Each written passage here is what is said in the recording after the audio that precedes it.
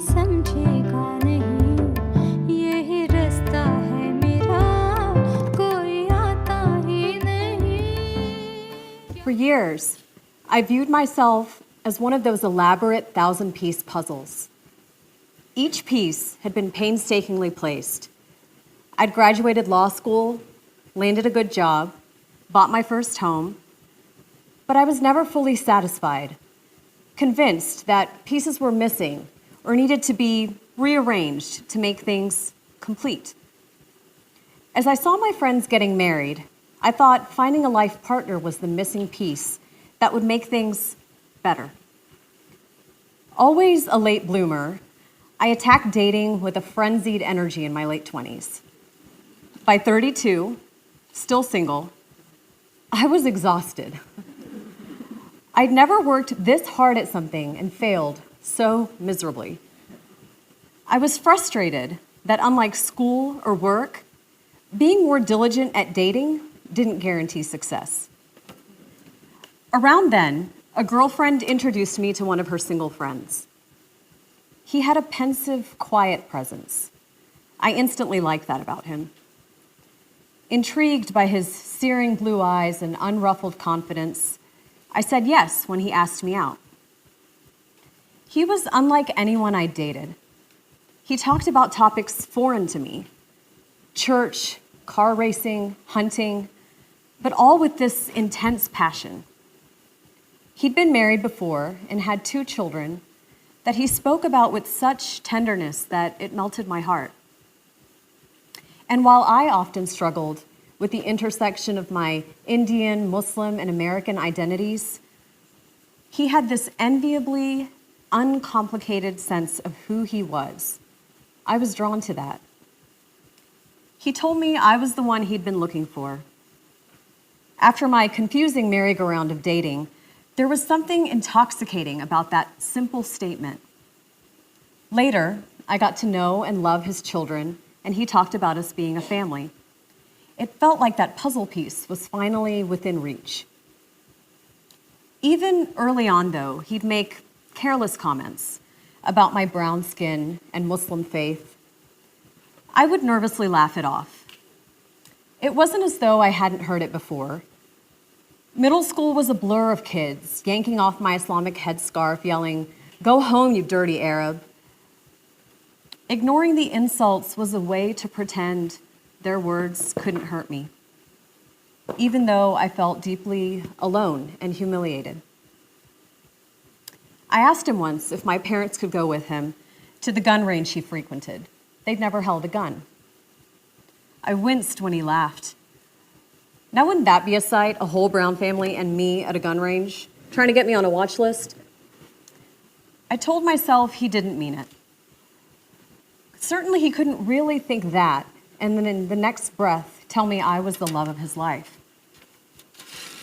After a year of dating, his 40th birthday was approaching. I obsessed over doing something special. Despite his proclamations that I was the one, he'd started voicing doubts about our future. I thought being the perfect girlfriend might magically change things, and that puzzle piece could finally fall into place. I decided on a surprise party at a local racetrack where his family and friends could go-kart. I knew he'd love it. I spent weeks secretly organizing. The day of the party, I handed him my car keys and said, "You drive. I'll give you directions." He gave me a curious look. After a while in the car, he seemed antsy. "Where are we going?" he asked again. His usually relaxed lips were wearing a tight frown. "You'll see," I trilled. We passed a lake. "Are we going fishing?" he asked. I loved that he was stumped. "No," I said, "we're not far." Things in the car got quieter with each passing mile. His usual cool facade had vanished. I noticed he was tightly gripping the steering wheel. "This is weird," he rumbled. "Why won't you tell me where we're going?" "Don't worry, we're almost there," I reassured him. He was fidgeting, his eyes darting around the road. Then he stammered in a nervous voice, "Are you dumping me out here to see if I can make it home?" Some kind of survival test? I giggled at the hilarity of that ludicrous idea. Why would I do that? Hearing me laugh, he tensed even more. Then, as though he couldn't contain himself any longer, he erupted almost hysterically. Seriously, where are we going? I need to know now. I was startled by his demanding voice. His face had a hard edge to it I didn't recognize. I contemplated revealing the surprise so he'd relax, but before I could, he exploded, roaring at me, "Are you pulling some kind of terrorist bullshit on me?" I was speechless. He glanced towards me, and I saw something in his eyes that I'd never seen before. Fear.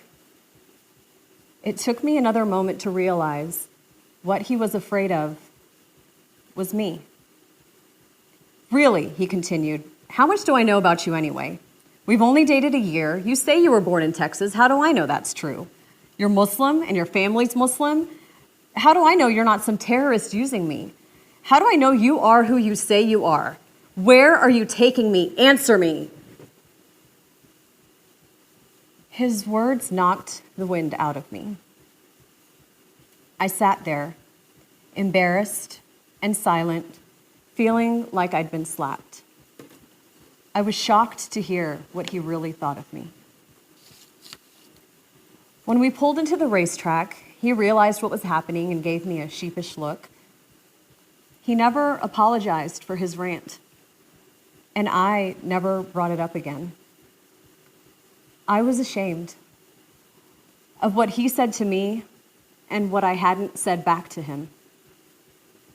Deep down, I knew acknowledging that day meant admitting I was with the wrong person. But I was fixated on that damned puzzle piece. I buried my head deeper in the sand, in denial that I was chipping away at my self-respect by staying with him. But I stayed. A year later, I found out he cheated on me. When I uncovered that betrayal, something in me snapped. I experienced fury I didn't know I was capable of. I finally felt righteous anger over every indignity I'd ever chosen to ignore. At last, I could see him clearly and thought, what the hell am I doing with this man? I left him. Later, my anger gave way to shame over why I'd stayed. I analyzed the broken pieces of that relationship like a sleepwalker, examining a dish they dropped upon being shaken from a trance. I forced myself to ask a question I'd been desperately avoiding. Why had I wanted to be with someone who didn't love and accept all of me? The answer was painfully simple. I didn't love and accept all of me. My faith, my grades, my job, my weight, my relationship status, they were different puzzle pieces I'd convinced myself at one time or another were not right and needed to be altered to make me okay. Since that relationship ended, I've made the conscious decision to try and love myself wholly, flaws and all. Today, I embrace that I'm perfectly imperfect. I grant myself the grace I used to dole out only to others, and give myself the love and acceptance I used to seek from outside myself. I still stumble, but every time I do, I emerge even stronger. I celebrate that my connection with my faith, as messy and conflicted as it can be, is a vital part of me, a part I won't apologize for or tolerate being the butt of someone's joke. Today, I no longer see my life as an incomplete puzzle, but a story, 35 years in the making, that keeps unfolding, complete with breathtaking adventures, heartbreaking challenges, and family and loved ones that I'm blessed to call mine. I'm no longer the silent, self-doubting girl I was in the car that day. I found my voice. And watch out, I want to say, because after 35 years, I'm starting to love the way it feels when I use it.